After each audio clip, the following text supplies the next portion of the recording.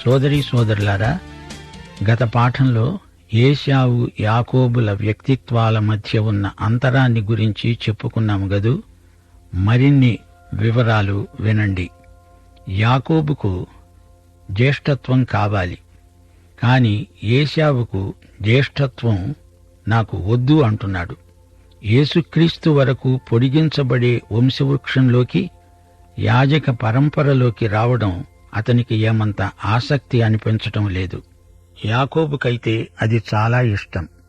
చూడన్నా, నీ జ్యేష్ఠత్వం నాకిచ్చి ఈ వంటకం నీవు తీసుకో.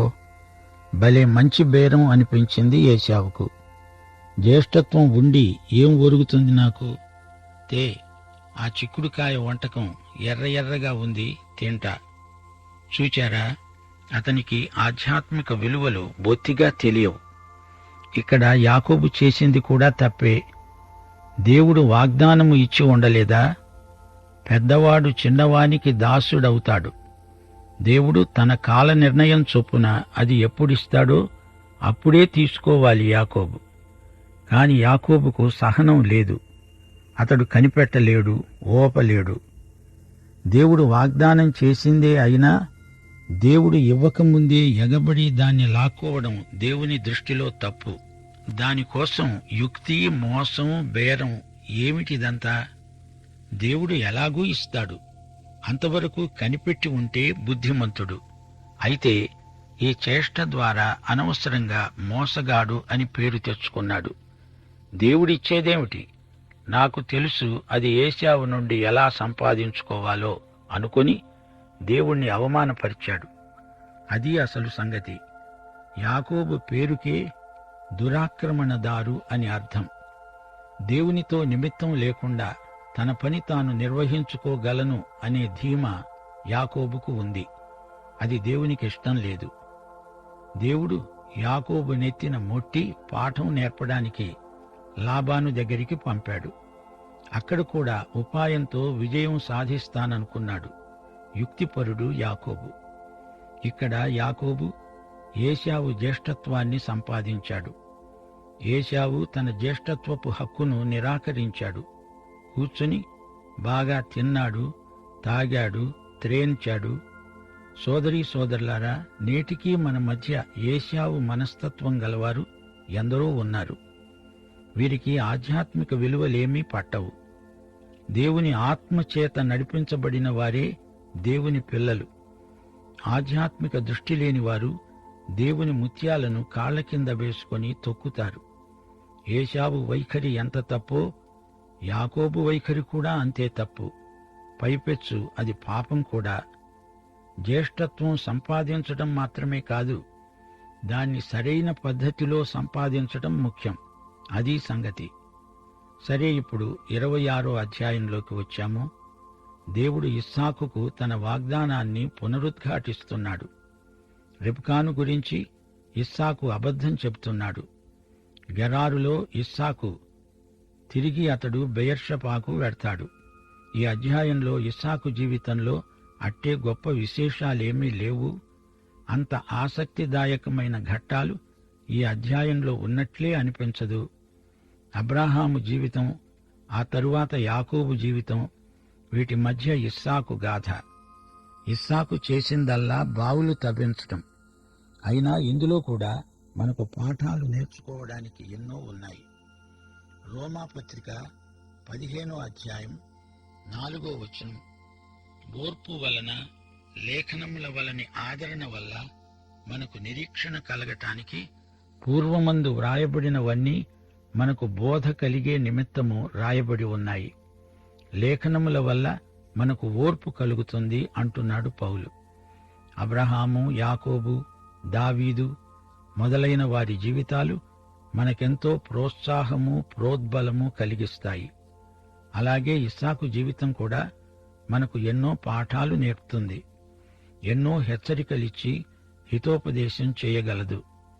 2 తిమోతి 3వ అధ్యాయం 16-17 వచనాలలో చెప్పినట్లు, దైవజనుడు సన్నద్ధుడై ప్రతి సత్కార్యమునకు సిద్ధపడి ఉండునట్లు దైవావేశము వలన కలిగిన ప్రతి లేఖనము ఉపదేశించడానికి, ఖండించడానికి, తప్పు దిద్దటానికి, నీతియందు శిక్ష గరపటానికి ప్రయోజనకరమై ఉన్నది. ఇదే అవగాహనతో ఆదికాండం 26వ అధ్యాయంలో ప్రవేశిస్తున్నాము. అబ్రహాము కాలంలో వచ్చిన మొదటి కరువుగాక మరొక కరువు ఆ దేశంలో వచ్చింది. అప్పుడు ఇస్సాకు గెరారులో ఉన్న ఫిలిష్తీయుల రాజైన అబీమెలెకు దగ్గరికి వెళ్ళాడు. ఒకసారి కరువు వచ్చినప్పుడు అబ్రహాము, లోతు ఈజిప్టుకు పారిపోయిన సంగతి మీకు జ్ఞాపకముంది కదూ. అక్కడ యెహోవా ఇస్సాకుకు ప్రత్యక్షమై అన్నాడు, నీవు ఈజిప్టుకు వెళ్ళవద్దు, నేను నీకు చెప్పే దేశంలోనే ఉండు. ఒకసారి ఇస్సాకు తండ్రి అబ్రాహాము కరువు వచ్చిందని చెప్పి ఈజిప్టుకు పారిపోయాడు. తండ్రి పోలికే కొడుకు, తండ్రి బలహీనతలే కొడుకుకు వస్తాయి. పాపం తరాల మధ్య అంతరాన్ని చూడదు, అది తరం నుండి తరానికి సంక్రమిస్తుంది. తండ్రి చేసిన తప్పులే కొడుకు చేస్తాడు. ఏదో అద్భుతం జరిగితే తప్ప తల్లిదండ్రుల చాలు పిల్లలకు వచ్చి తీరుతుంది. దేవుడు ఇస్సాకుతో అంటున్నాడు, నేను నీకు తోడై ఉండి నిన్ను ఆశీర్వదిస్తాను. నీకు నీ సంతానానికి ఈ దేశాలన్నీ ఇచ్చి, నీ తండ్రి అయిన అబ్రహాముతో నేను చేసిన ప్రమాణము నెరవేర్చి, ఆకాశ నక్షత్రాల వలె నీ సంతానాన్ని విస్తరింపజేసి ఈ దేశాలన్నీ నీ సంతానానికి ఇస్తాను. నీ సంతానం వలన సమస్త భూలోకమందలి సమస్త జనులు ఆశీర్వదించబడతారు. అబ్రాహాము నా మాట విని నేను విధించిన దానిని, నా ఆజ్ఞలను, నా కట్టడలను, నా నియమములను గైకొన్నాడు. ఈజిప్టుకు వెళ్ళవద్దని దేవుని ఆజ్ఞ. అబ్రహామీయ నిబంధనను దేవుడు పునరుద్ఘాటిస్తున్నాడు. భూమి ఇస్తాను, మిమ్మల్ని ఒక జాతిగా ఆకాశ నక్షత్రాలలాగా వృద్ధి చెందిస్తాను, మీకు ఆశీర్వాదం విస్తరిస్తుంది. భూమి, జాతి, ఆశీర్వాదం, ఈ మూడు నిబంధనలోని ముఖ్యాంశాలు. అప్పటికి ఇంకా మోషే ధర్మశాస్త్రం వచ్చి ఉండలేదు. అయినా దేవుడు చెప్పిందంతా అబ్రాహాము నమ్మి విధేయుడై ఆ ప్రకారమే చేశాడు. విశ్వాసమంటే దేవుడు చెప్పింది చెప్పినట్లే వెంటనే చేసేయడం. తటపటాయిస్తే, ఆలస్యం చేస్తే అల్ప విశ్వాసం, అసలు చెయ్యకపోతే అవిశ్వాసం. అబ్రహాము నమ్మాడు, అదే అతని నీతి. తండ్రిలాగే ఇస్సాకు కూడా అలాగే ప్రవర్తించాలి. ఇది దేవుని హితవు. ఇస్సాకు గెరారులో నివసించాడు. గెరారు దక్షిణాదిలో ఉంది. అబ్రహాము ఉత్తరాన షెకెము వరకు వెళ్ళాడు, దక్షిణాన హెబ్రోను వరకు వచ్చాడు. హెబ్రోను అంటే సహవాసం. గెరారు మనుష్యులు అతని భార్యను చూచి ఆమె ఎవరు అని అడిగినప్పుడు అతడు ఆమె నా సహోదరి అని చెప్పాడు. ఎందుకనగా రెబెకా చక్కనిది గనుక ఈ చోటి మనుష్యులు ఆమె నిమిత్తము తనను చంపుతారేమో అనుకొని తన భార్య అని చెప్పటానికి భయపడ్డాడు. అచ్చం తండ్రి చేసిన తప్పే, అతడు చెప్పిన అబద్ధమే మరలా చెప్తున్నాడు. దేవుడు ఈజిప్టుకు వెళ్ళవద్దు అన్నాడు, అతడు వెళ్ళలేదు, గాని గెరారుకు వెళ్ళాడు. అక్కడి ప్రజలు రెబెకాను ఎగాదిగా చూస్తున్నారు. తన తండ్రి అబ్రాహాము శారా విషయమై సగం అబద్ధం చెబితే ఇస్సాకు రెబెకా విషయమై పూర్తి అబద్ధం చెబుతున్నాడు. తండ్రి వస్త్రపు చెంగే కొడుకు చించుకుంటున్నాడు. అక్కడ అతడు చాలా రోజులుగా ఉన్న తరువాత ఫిలిష్తీ రాజైన అబీమెలెకు కిటికీలో నుండి చూచినప్పుడు ఇస్సాకు తన భార్య అయిన రెబెకాతో సరస సల్లాపాలాడడం కనిపించింది. భార్యాభర్తలు సరదాగా కాలక్షేపం చేస్తున్నారు. అది అబీమెలెకు పసికట్టాడు. అప్పుడు అబీమెలెకు ఇస్సాకును పిలిపించి అడిగాడు, ఇదిగో ఈమె నీ భార్యే, ఈమె నీ సహోదరి అని ఎందుకు చెప్పావు? ఇస్సాకు అన్నాడు, ఆమెను బట్టి నేను చనిపోతానేమో అనుకున్నాను. అందుకు అబీమెలెకు అన్నాడు, నీవు మాకు చేసిన ఈ పని ఏమిటి? ఈ జనులలో ఎవడైనా ఆమెతో నిర్భయముగా శయనించవచ్చునే. అప్పుడు నీవు మా మీదికి పాతకము తెచ్చిపెట్టిన వాడువవుతావు. ఇస్సాకు అక్కడి ప్రజలను పాపం చేయటానికి శోధించాడు.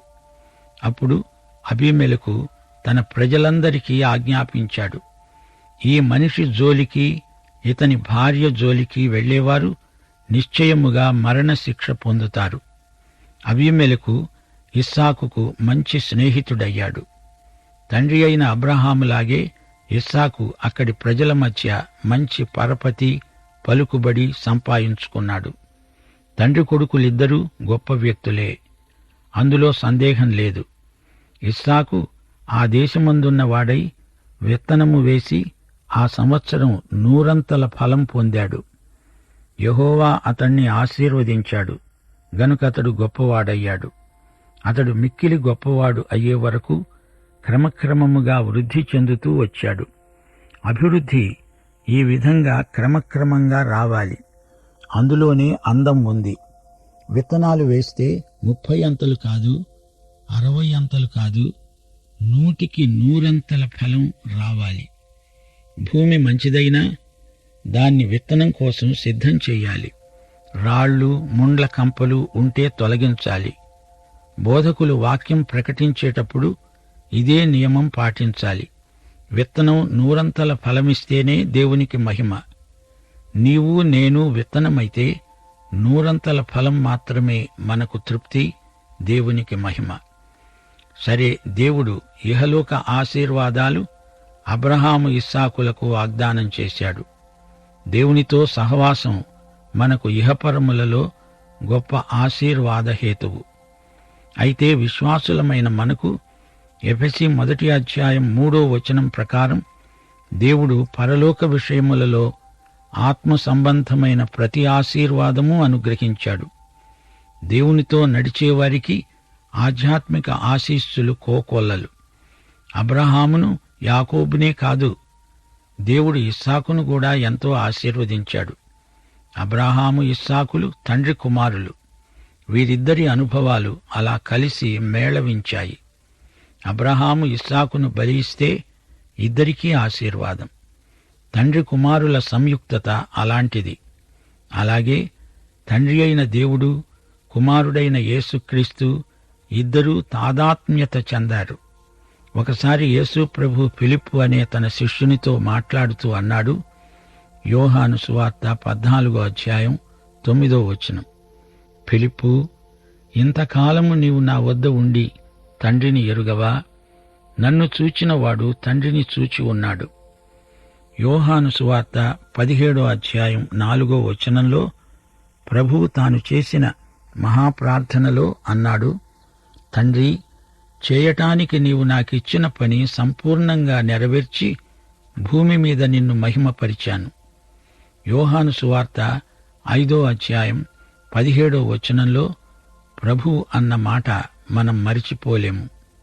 నా తండ్రి ఇదివరకు పని చేస్తున్నాడు, నేను చేస్తున్నాను.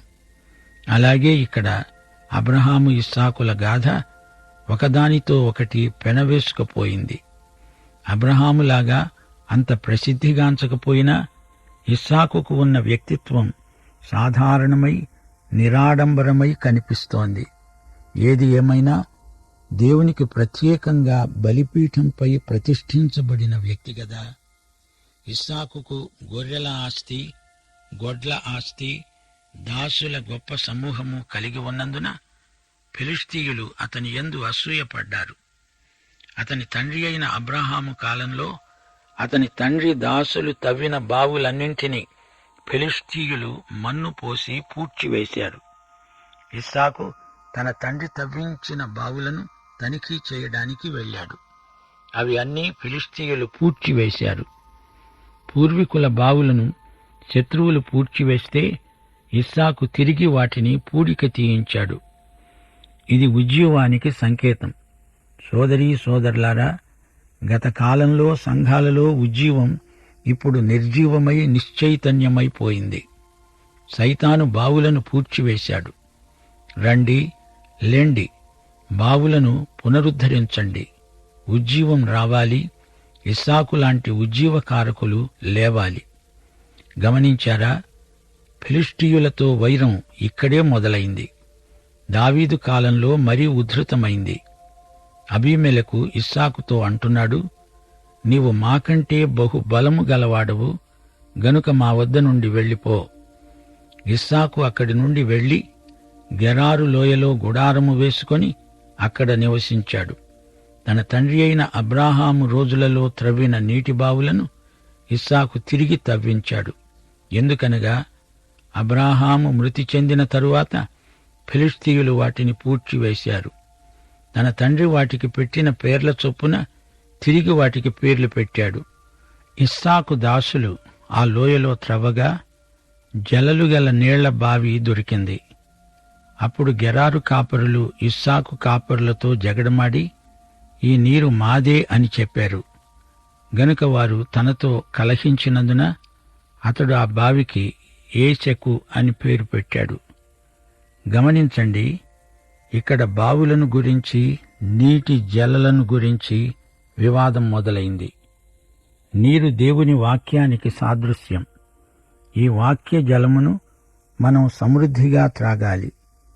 వాక్యమనే ఈ జీవజలం మాత్రమే మన ఆధ్యాత్మికమైన ఆకలిని తీర్చగలదు. అంతేకాదు, నీరు ప్రక్షాళనకు, కడగటానికి ఉపకరిస్తుంది. యేసు మాటలు, ఆయన వాక్కు మనలను శుద్ధి చేయడం మనకు అనుభవైక వేద్యం. నీరు మనకు ఎంతో అవసరం. నీరు లేకపోతే మనిషి బతకలేడు. నీరు లేని స్థలాలలో మనుషులు నివాసం చేయలేరు. నీరు సమృద్ధిగా ఉంటేనే చెట్లు చేమలు గాని, జంతువులు గాని బతకలేవు. మనుషులు అసలే బ్రతకలేరు. నీరు జీవాధారం.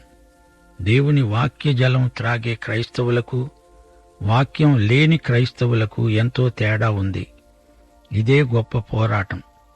దేవుని వాక్యం వినాలంటే, అధ్యయనం చెయ్యాలంటే దానికి ఎంతో క్రమశిక్షణ కావాలి. వాక్యాన్ని నీవు నేర్చుకోకుండా సైతాను నీకు ఎన్నో ఆటంకాలు కలిగిస్తాడు. ఇదే ఇస్సాకు ఎదుర్కొన్న బావుల వివాదం. వారు మరి ఒక బావి త్రవ్వగా దానికోసం కూడా జగడమాడారు. గనుక దానికి షిత్నా అని పేరు పెట్టాడు. అతడు అక్కడి నుండి వెళ్లి మరో బావి తవ్వించాడు. దాని విషయమై వారు జగడమాడలేదు. గనుక అతడు అనుకున్నాడు, ఇప్పుడు యెహోవా మనకు ఎడము కలుగచేసి ఉన్నాడు గనుక ఈ దేశమందు అభివృద్ధి పొందుతాము. దానికి రెహోబోతు అని పేరు పెట్టాడు. రెహోబోతు అంటే మాకు ఎడముంది అని అర్థం. ఇస్సాకు బావి తవ్వించడం, అతడు వెళ్లిపోగానే దాన్ని ఇతరులు స్వాధీనపరుచుకోవడం జరిగింది. ఇస్సాకు శాంతి ప్రియుడు, సమాధానాన్ని ప్రేమించే వ్యక్తి. దావీదైతే ఇంత సహనంతో పనిచేసేవాడు కాడు. ఇస్సాకు సమాధానపరిచే వ్యక్తి.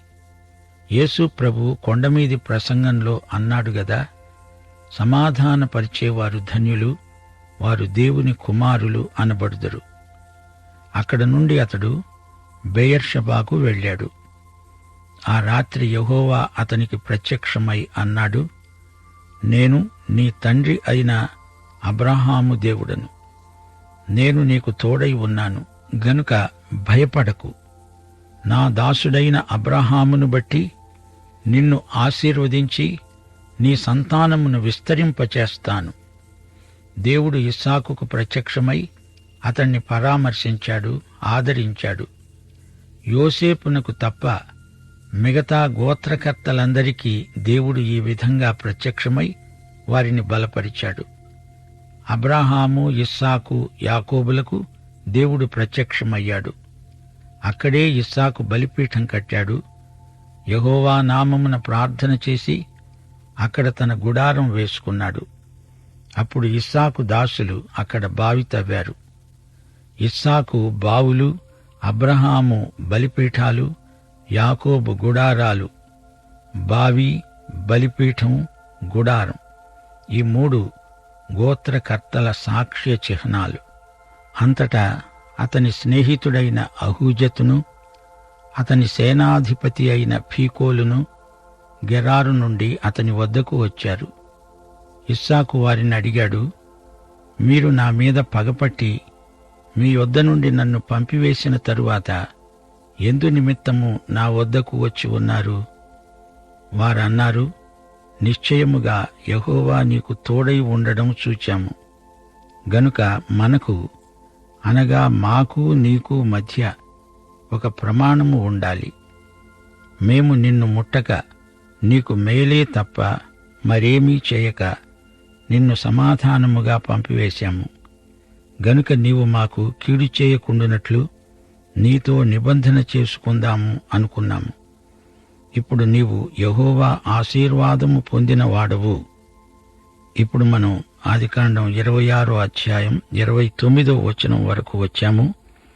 మరికొన్ని వివరాలు వచ్చే పాఠంలో. ప్రార్థన చేసుకుందాం. కృపామయుడవైన మా దేవా, నీకు మా హృదయపూర్వకమైన కృతజ్ఞతలు. మేము నేర్చుకున్న ఈ పాఠం మా జీవమునకు భక్తికి ఆధారమై మమ్మలను ఉజ్జీవపరచునట్లు నీ కృప మాపై వర్షించుమని, రోగగ్రస్తులను ముట్టి బాగు చేయమని, ప్రతి సమస్యలో ఉన్న వ్యక్తికి విడుదల ప్రసాదించుమని యేసుక్రీస్తు వారి దివ్యనామమున ప్రార్థన చేస్తున్నాము తండ్రి. ఆమేన్.